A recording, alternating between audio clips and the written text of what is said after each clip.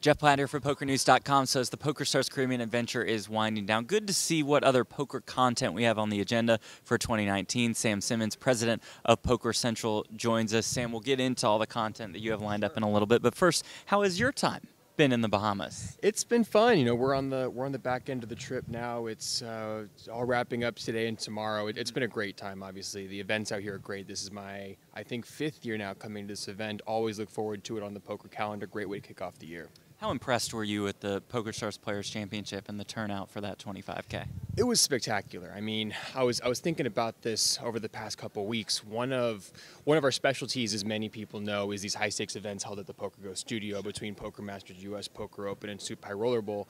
Many of these are comprised with 25K, 50K type high roller events where you expect the small fields, 30, 40, 50 players, and around that number. And this certainly broke the mold of that. I've spent a lot of time around those 25K buy-in fields, and the mentality of the players, the style of play was so different from what this one was. And before I actually bought it myself on day 2, one of the big comments that was made around social media was that it was a very WSOP Main Event type feel. And when I sat down to the table, that is exactly what I got. And if there's one way to prove that it was a spectacular and great value event, it's the fact that I bought into that event. Okay. That says all we need to know. So it was awesome. Great time. Well, speaking of your playing, you're adding a Bahamas flag to your Hendon Mob list. Is that correct? That's right. You know, I play 25Ks, but I also play the very high stakes $500 turbos. And last night we min cashed that for a good 900. So we're down around 25K on the trip, but we had a little series saver with the $300 profit last night. The min cash hashtag for the flag. All right, let's get into stories on the Felt Season 2. Y'all might have seen this pretty lengthy feature piece in Rolling Stone. Steve Albini and his World Series of Poker bracelet win. Take me through the thought process for forming that episode and for really the rest of that season of stories on the Felt. Yeah, so the crux of the stories from the Felt series is really just storytelling. So we don't necessarily start the creative development with what stories we want to produce, but we find these stories. So we were very fortunate to have the timing work out. We produced this show, shot the show in September, actually around our Poker Masters series. We had a team out to Vegas, out of New York, Green Card Productions. They do spectacular work, as those who have watched the series can tell. They came out and we sort of had a brainstorming session of what we could produce with them and what stories we wanted to tell, and that was one of those stories. And it's so phenomenal to see the mainstream intersect with the poker world when that does happen, and that was certainly a case of that over the summer. And not only is it a great story, but Steve Albini is just a great guy. I haven't had a chance to meet him myself, but seeing the footage, hearing about a lot of the interactions with our production team, he couldn't have been more helpful. And yeah, the Rolling Stone piece that came out on Monday was excellent as well, and it's great to have that kind of promotion for a series like that. Again, that is Stories on the Felt, available on PokerGO. Something else that we've seen on PokerGO, we've seen Doyle Brunson pretty heavily featured in some cash games, especially this last month with the debut of Dolly's game. Give us a little bit of an insight into the behind the scenes of how that show came about. Yeah, so I mean, it's not only, of course it's a pleasure and an honor to have Doyle Brunson have a home in the PokerGO studio for this series, and to have PokerGO be his new home at large as a platform for these streaming shows. But at a larger, higher level, one of the biggest pieces of resounding feedback that we've received over the first couple years of PokerGO is that hunger for mixed games. We saw it in the World Series in 2017. We delivered on that in 2018 with more mixed games events happening at the World Series, more streaming of those, and we've touched on it in cash games here and there, but we've never really had this firm medium that is a mixed games focus, and that's exactly what this is. And it's all the better that it's anchored by Doyle Brunson, where we get to reveal those highest stakes of high stakes mixed game cash games and bring them to the viewers on a monthly basis. You enter 2019 with a new role as president of Poker Central. What does that mean to you to carry that title?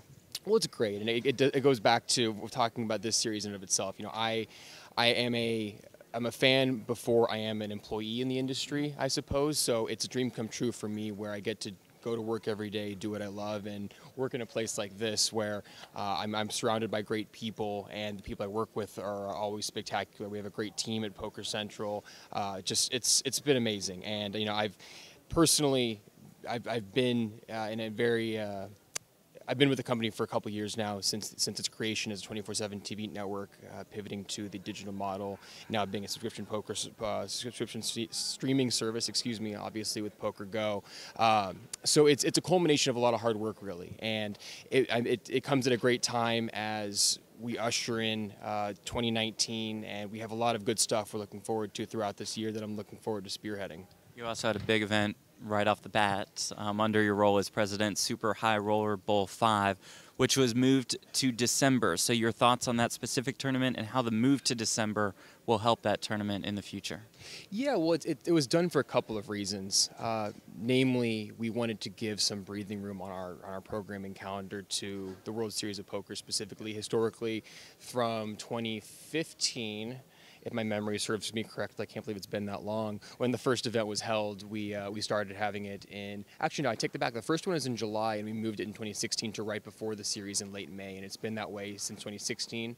And we had it this year in 2018, but then decided going forward to make it in December to, like I said, give some breathing room to WSOP and sort of even out our programming calendar. But beyond that, too, we created the High Roller of the Year series, and that is comprised of all of our high-stakes majors, U.S. Poker Open, Poker Masters, which occurs in September, and Super High Roller Bowl. And it made sense to be that cherry on top of that High Roller series, make it clean on an annual basis, so that race will wrap up on December of each year, with 2019 High Roller of the Year winner being Sam Soverel.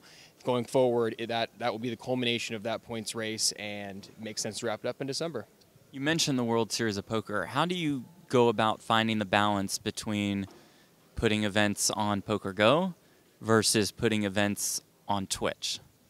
It's a constant balance. I mean, it's a lot of feedback from the community of what people want to see, and it's a matter of scheduling too. You know, we work closely with the team over at Caesars with planning out all these events. We actually are in the process of doing so right now for 2019, and making sure that we can maximize and optimize the amount of streaming we can do across the month and a half of the series. So it's on a day-by-day basis. Things change, structures change. We don't really know how many people are going to buy into which event. So it's a lot of juggling that goes into it. But all in all, it's all based on ultimately delivering the most value to the audience, is what we strive to do.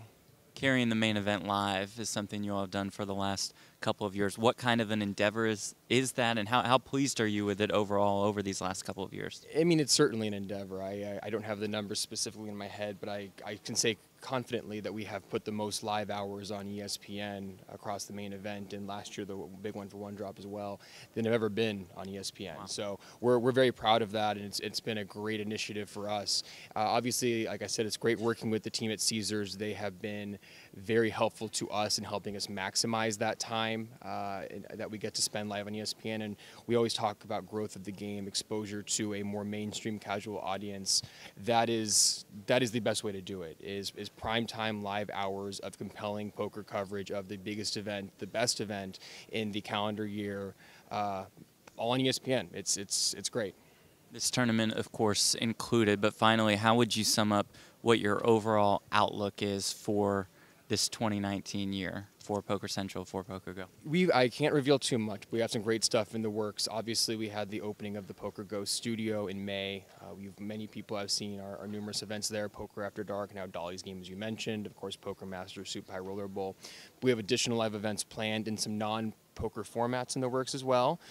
Maybe moving away from poker play a little bit, not that we're going to be getting rid of it, but some new stuff to add to that mix. And then more original programming and more live events, potentially worldwide, expanding our key brands and ultimately delivering even further value to our subscribers, which is our end goal at the end of the day. That is the perfect tease. Thank you for the time today. We appreciate it. Thank you for having me. All right, that is Sam Simmons, president of Poker Central. I'm Jeff Platt. You're watching PokerNews.com.